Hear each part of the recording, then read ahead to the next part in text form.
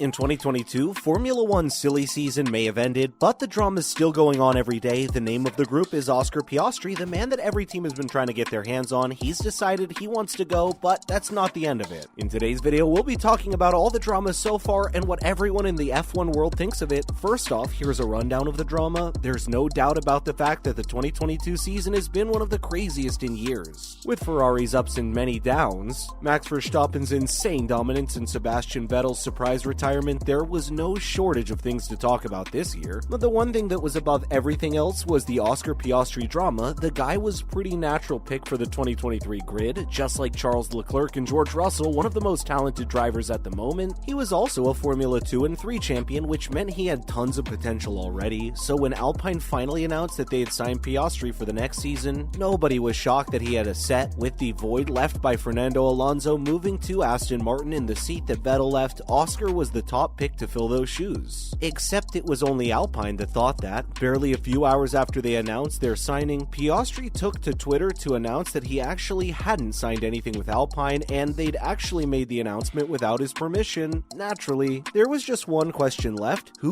would the Golden Boy be racing for in 2023? The answer came soon enough when Aussie driver Daniel Ricciardo announced that his contract with McLaren would be ending earlier this year. This left the door open for the contract renegotiation board to let Piastri go to McLaren, and we can all expect to see number 81 drive in Papaya next year. Next, the Alpine boss is not happy about this. We're sure it didn't feel great for the guys over at Alpine when their deal went under like this. Not only did they lose the most exciting new prospect on the grid to another midfielder opponent, but they also got humiliated and blasted on social media for it. So when Alpine CEO Laurent Rossi took a hit at Piastri, nobody was really surprised. He agreed that they could have handled the contract side of things way better, but he was shocked to see how Oscar had handled things on his own. Now, Rossi is kicking himself for not making a more airtight contract. He acknowledged the team's legal technical mistakes and said that they should have a force the river in with a contract that wouldn't let him move out of it. His anger definitely had a solid background to it as well. He thinks they gave Oscar everything possible, including a reserve seat, training, and a seat in their partner team, Williams. Rossi even went on to refer to a few big drivers who had started small. This includes Russell, who did Williams before Mercedes, Leclerc, who was at Sauber before Ferrari, and both Verstappen and Vettel, who graduated to Red Bull from Toro Rosso.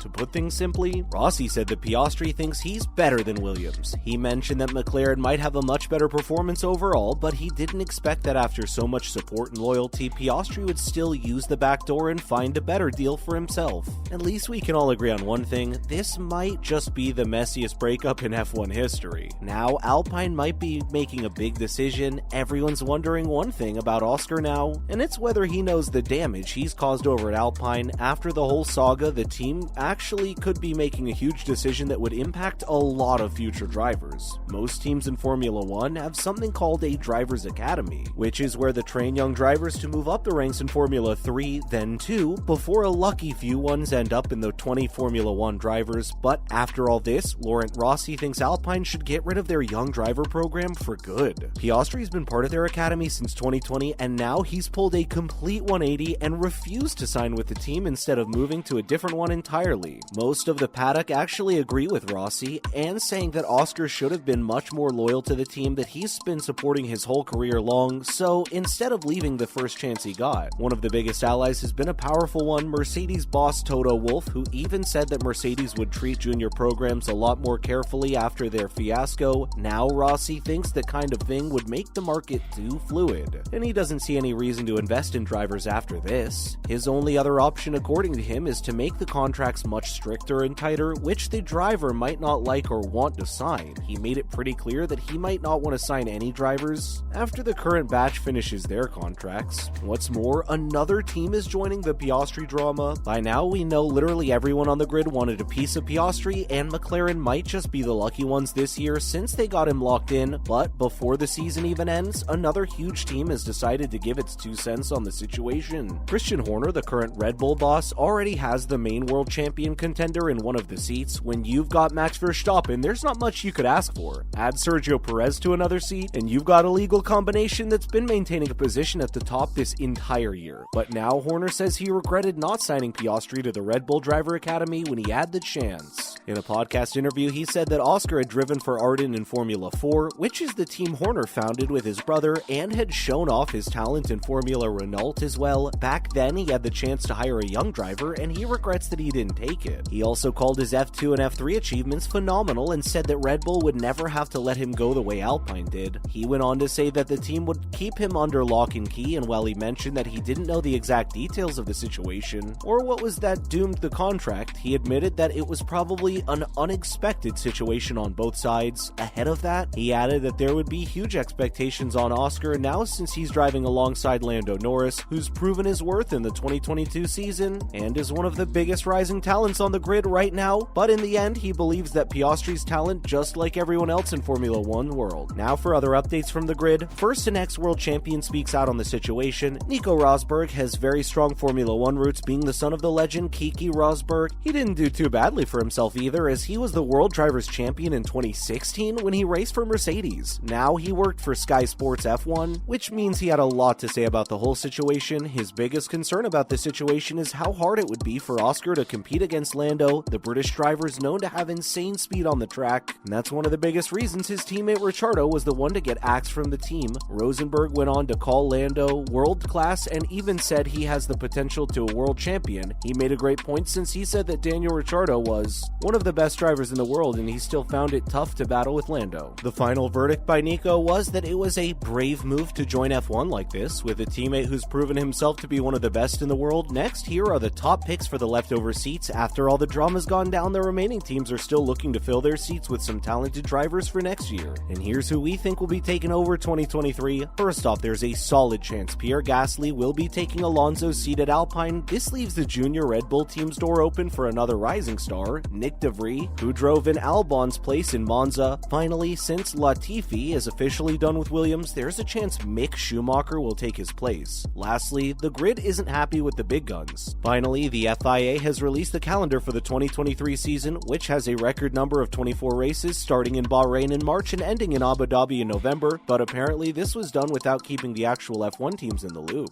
The teams are already upset since they believe the FIA is already disconnected enough from them, and this has just added to the rift. That's a wrap for this video. Whose side are you on in this drama? Let us know in the comments below. Make sure to give this video a thumbs up and subscribe to our channel for more videos just like it. Thank you so much for watching. We'll see you in the next one.